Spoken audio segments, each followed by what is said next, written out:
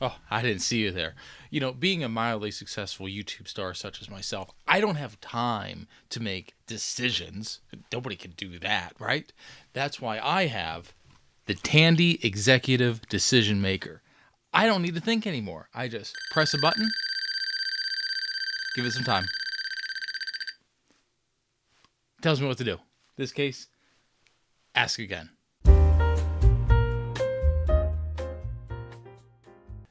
Now, if it wasn't clear, the Tandy Executive Decision Maker is kind of a gag gift.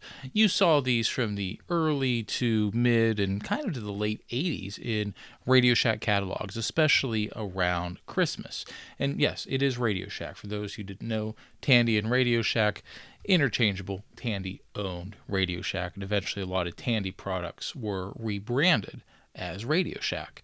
I think it was 1985 or 6, you'll see this very same device start to show up as the Radio Shack Executive Decision Maker.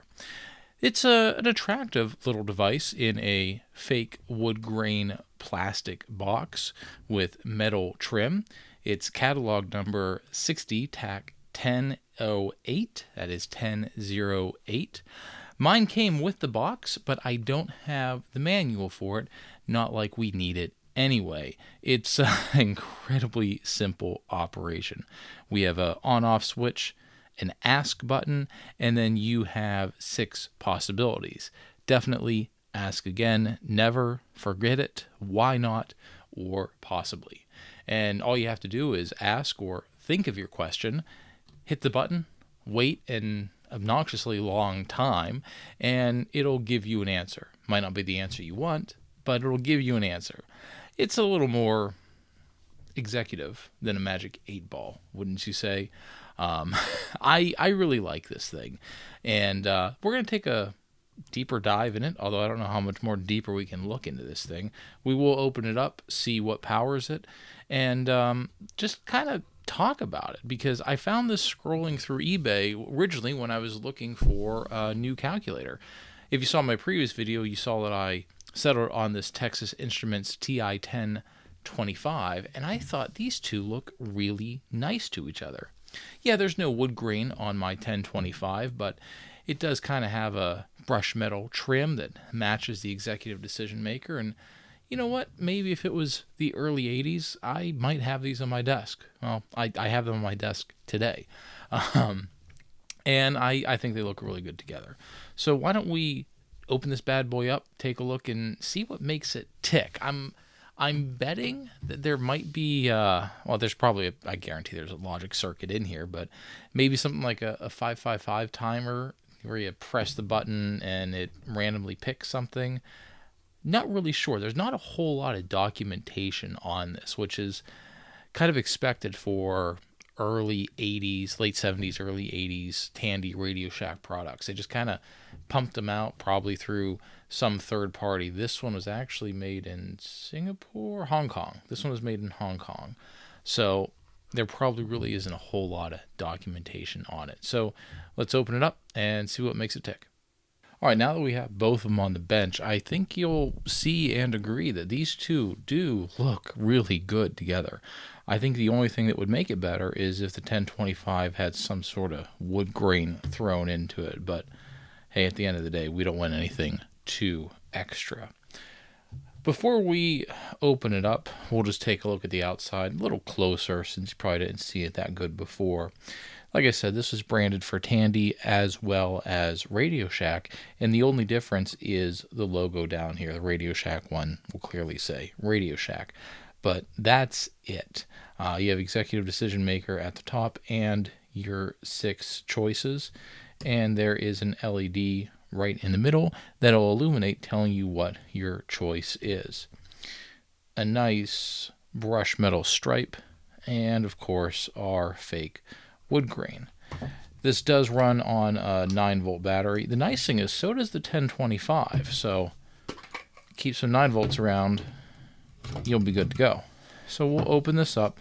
On the bottom sticker, we have Tandy Decision Maker, catalog number 601008, 9-volt battery, made in Hong Kong for RadioShack, a division of Tandy Corp, Fort Worth, Texas.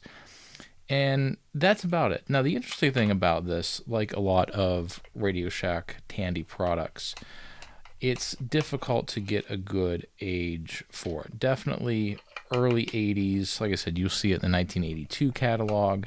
I haven't personally seen it any earlier than that, but I assume it's possible. All right, 2 Phillips screws. We'll take it out and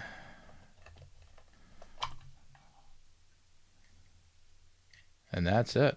Wow. Not a whole lot going on here. So you do see the speaker on the bottom, which, by the way, is really, really loud. I might put some tape over that just to muffle it a little bit. All right, so like I said, we have our 6 LEDs. Here's your button. Here's your slider switch. Really, really chunky connections. Look at those traces. That's very thick. Nice. Capacitor, resistors. All right, so let's look at the ICs here. This one is MC14011B, and this one is MC14017B. So hold on a second and let me research this. All right, so a little more complex than what I expected. The 4017 Bravo chip here right in the middle, that's a 5-stage Johnson decade counter. That makes sense. It'll count up, so maybe that's determining what the lights are. And then the other one, the 4011 Bravo, this guy over here, it's a NAND gate, N-A-N-D gate. So, really just the inverse of an AND gate. So, man, I am not as strong as what I used to be with some of these circuits, but I would assume, you power on, press the button. This is picking essentially a random number, and then this will be the final deciding factor. What I'm not sure of, and maybe this is my rustiness on the subject, but why does it take so long? When you press the button, it goes for this whole song and dance, back and forth, back and forth. That's why I thought maybe there would have been a 555 counter. Maybe this does functions of that. I don't know. What do you think in the comments? How do you think these two interact? I really don't want to have to trace this out and figure it out. I'm not that interested. I just wanted it for the desk appeal. But yeah, pretty interesting. A little more complex than what I initially gathered, but very, very interesting nonetheless. All right, well, let's get this back together without spilling pieces everywhere. I could probably just flip this over and have everything fit. What do you think about this? This is a really neat little toy. I'll call it a toy. It's a gag gift Christmas stocking stuffer. Did you have one of these in the mid to late 80s? Did you want one? Were you given one?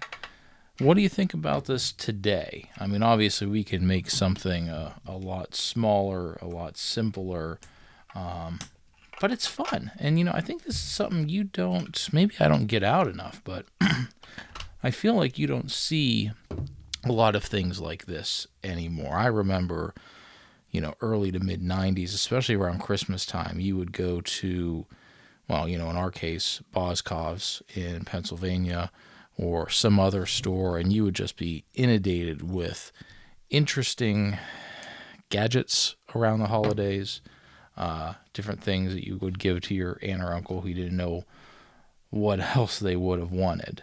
I think that's where this falls into. And we're going to put just one strip of electrical tape, not two, because I missed a hole, just to muffle that a little bit, because again, that is a very strong speaker. And if I'm going to have this in an office setting, I don't want it to be that loud, because this is going in my office. It's going in my office right next to my 1025. So we're going to end this video on that note. What did you think about this? Do you like fun little videos about gizmos and gadgets like this? Let me know what you think in the comments. Like, subscribe, tell your friends, and will we catch you next time?